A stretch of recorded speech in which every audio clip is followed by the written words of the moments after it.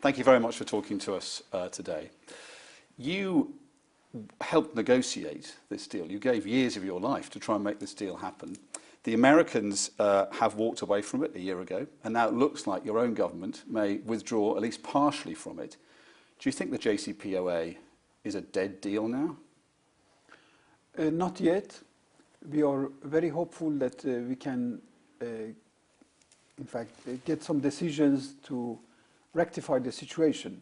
But the decisions that Iran has taken at this moment is within the parameters of the JCPOA. It's not, in fact, destined to undermine the JCPOA.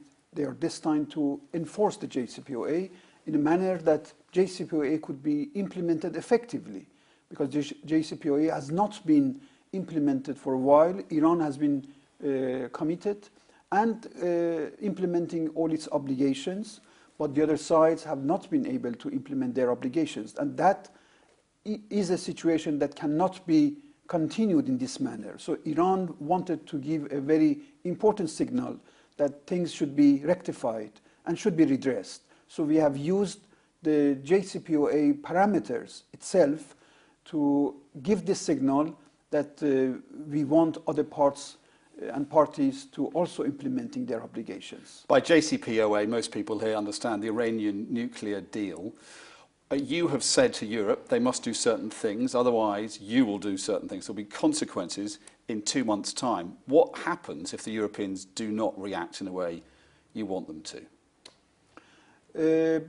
As I said, there is a deficit of confidence, further confidence between the parties, and we have not been able to receive in fact, the advantages that are defined within the JCPOA for our economy. So we have been implementing our commitments without receiving the proper returns for those obligations. So we hope that the European partners would be able, that after the 1 year patience from Iran, to find negotiated solutions which would allow that Iran would be able to export its oil and receive the revenues. But the Europeans surely would have done everything that they can by now. What else can they do? What more have they got to give?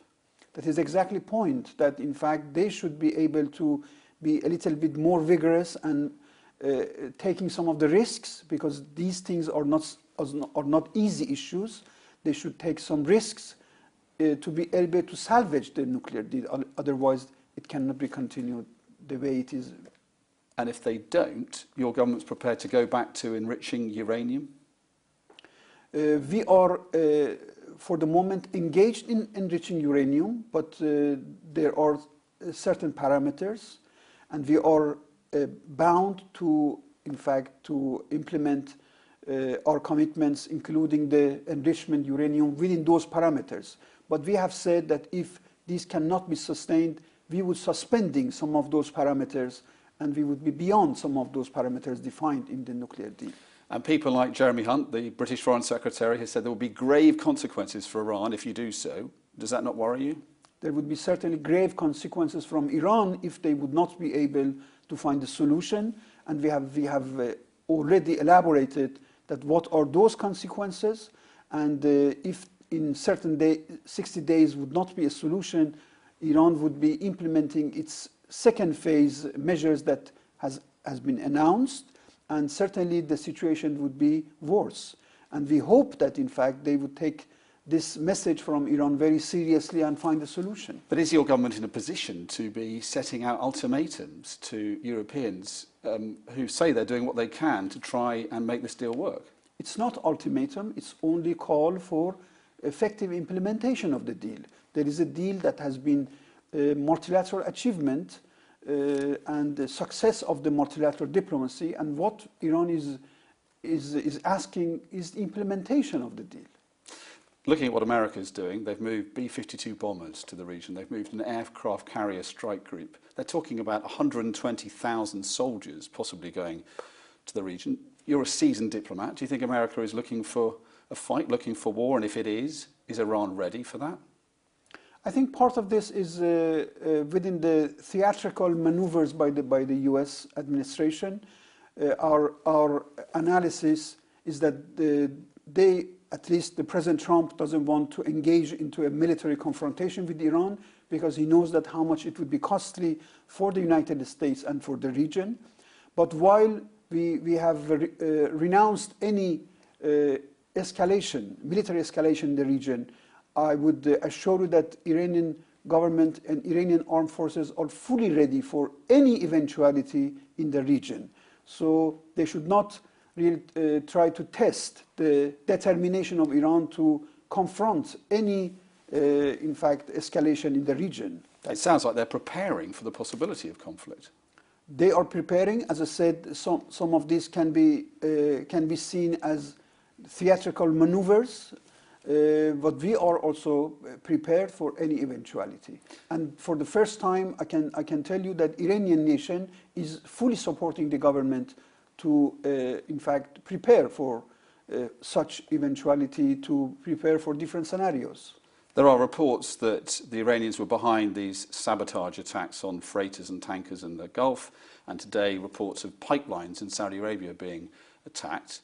Is Iran behind those attacks? Unfortunately, this is not a new thing that any problem in the region is attributed to Iran, or as they call it, proxies of Iran. We have always rejected these possibilities, and Iran is the first country who is interested to keep the peace and stability in the region. We, in fact, are very cognizant about the sensitivity of the situation, and we are very concerned and very suspicious about these acts done yesterday. Unfortunately, there were misinterpretations, and even for a good part of the day, the countries engaged were rejecting the possibilities for such sabotages. But suddenly we saw that there are here and there gathering some news that would channelize the news in a manner that they would be trying to, in fact, be trying to engage Iran with this. We totally reject this. It is very suspicious to us, and we hope that the international fact-finding mission could really find the reasons for these sabotages, which was very suspicious to us. Do you think Iran's being framed and blamed for this unfairly? Iran has been always unfairly blamed for many things in the region. We have been a country which has been paying many costs for keeping the peace and stability in the region, being in our relations with our neighbors, which have very good relations, be it in the Persian Gulf. So we would be committing to our international obligations and also our responsibility to keep peace and stability in the region. The Americans say their policy is working and that they are putting your government under enormous pressure. It's just a matter of time before the government either falls or is forced back to the negotiating table. Is that a fair characterization of where your government is now, do you think? Maybe not the whole system in the US, but unfortunately, partially that has been in fact, the simplification of the kind of illusion that they have, that in fact they can pressurize Iran and the government of Iran, and they can really look for regime change in Iran. But I tell you that the Iranian nation is very solid at this moment. Even some of the elements and some of the political parties in Iran which were a little bit skeptical about the approach which has adopted by the government are now fully supporting the government, that we should really be resisting any provocations by the US, because Iran has been very faithful in implementing its shares of obligations, and now this is the time that the other parties should also behave very responsibly in the region, and the main parties to the JCPOA and nuclear deal to also implement their obligations. I have to ask you about this woman who was charged and sentenced for spying yesterday in the wake of Nazanin Zaghari-Ratcliffe as well. The government and Nazanin's husband says that the Iranians are engaged in hostage diplomacy. Why is Iran continuing to arrest these women and charging them with espionage? Each day, thousands of Iranian dual nationals, including the UK Iranian dual nationals are traveling to Iran through various flights. And never we have adopted a policy of intimidation against dual nationals because they are very respected Iranians, which we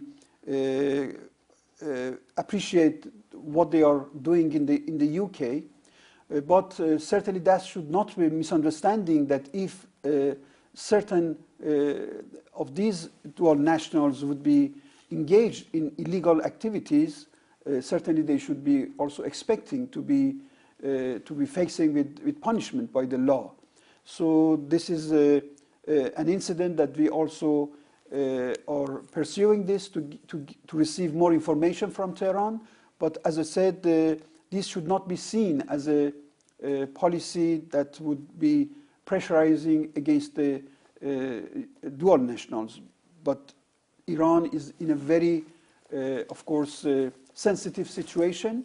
And if there would be a decision by some dual nationals or some Iranian nationals to contravene the law and in fact, be in relationship illegally with the secret services or intelligence services, to in fact adopt some decisions against their own countries, they should be expecting to face the law. Let me ask you personally, you've been very involved in this nuclear deal. You've been ambassador here now. You've been very involved in improving relations between the West and Iran. How worried are you, how frustrated are you by the way things are going under the Trump administration and what we're seeing now with the nuclear deal? The reality is that after the withdrawal of the United States from the nuclear deal, the situation is not very helpful, because we were expecting that the level of cooperation, including the economic field and trade area, would be promoted between the two countries.